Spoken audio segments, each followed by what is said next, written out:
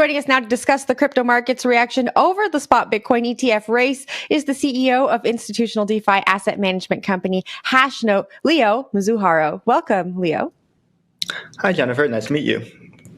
Nice to meet you too, and thanks for joining the show this morning. Now, I have to get your take on the Fidelity refiling. We just unpacked it a little bit with Nick, but what's your take on the ETF and the market's reaction? Yeah, I think the refiling is super interesting. As you guys know, this is the second time Fidelity has filed, and being on the back of BlackRock, WisdomTree, ARK Invest, VanEck, I think this is really showing this demand for this product, and the market reaction is similar. It's showing that a ETF in this space would definitely support Bitcoin price. I think one thing that might be worth noting here is, to some extent, all of these institutional providers all applying for this ETF at the same time almost acts as a challenge to the SEC's decision-making process here. Clearly, these are real investors. These are BlackRocks and the Fidelities of the world think this is a reasonable thing to have on the market. And clearly, many other regulators have also thought the same thing. There are Bitcoin ETFs in Canada, Europe, Brazil, Jersey. There's a lot of precedent for thinking that these are reasonable securities. And so I think this is it's interesting to see this wave of investor demand for this product that the SEC will have to come up with reasonable reasons to accept or deny. I'd love to get your opinion on if you think that this is going to be accepted, given the big names that have filed. Given what Nick Day just told us, not a lot has changed in the U.S. since the last filings were rejected by the SEC. That's right. It's really hard to tell, actually. I have no information on this particular likelihood of these being accepted. However, as the market matures, I think the likelihood of one of these passing only increases. It almost starts to look unreasonable as players even as big as BlackRock are starting to file the same claims. We've seen Bitcoin hold above 30K and hit 31K in the last 24 hours, as we saw at the top of the show. Do you think the market is going to sustain this as we get more clarity over these ETFs? I actually do. I think that this upcoming I think we're out of the lowest of the bear market. And I think this next wave, this next cycle is going to be really driven by institutional investors. At least that's my thesis. And this wave of ETF filings very much supports that thesis. And I think we'll continue to see more and more institutional adoption of Bitcoin first, but then eventually other cryptocurrencies, and eventually also more of the DeFi ecosystem.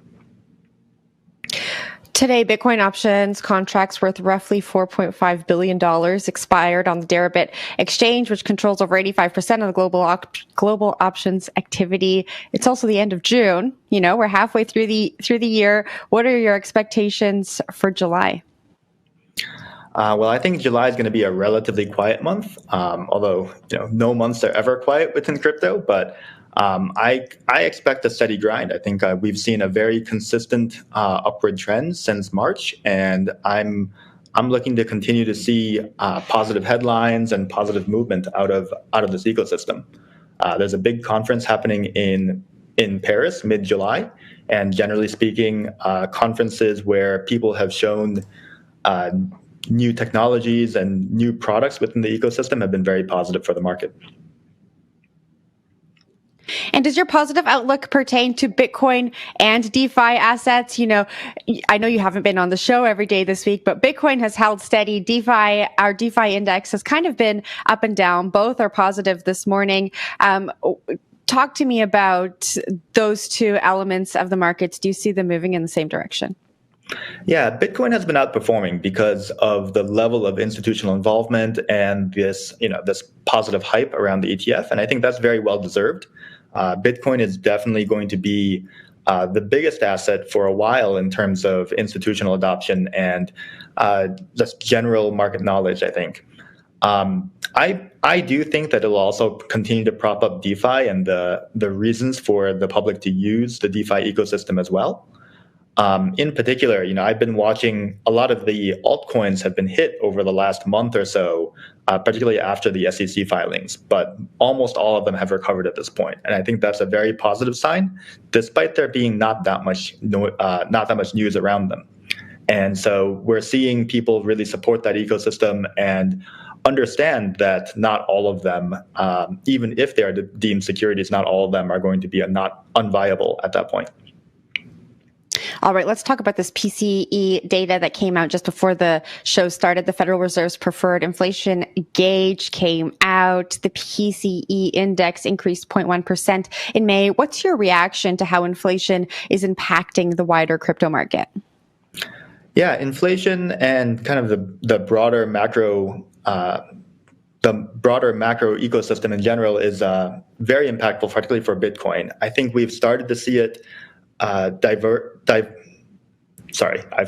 started to see it diverge a little bit from the general macro, given the positive news.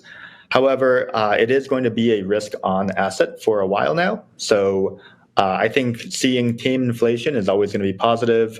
We've seen inflation come down pretty strongly over the last year, back down to really within range of what the Fed's going to be comfortable with. So the Fed being on pause and inflation no longer really looking like a threat is going to be only positive for crypto in general. Now, I've asked almost all of our markets guests this week, but economists are calling for a recession either by the end of this year or by Q1 next year. How do you think this is going to impact the crypto markets, if you think it will at all? Well, a recession is never good for any risk asset, right? But easier money, if the Fed starts to cut, will certainly be good for both crypto and the tech ecosystem.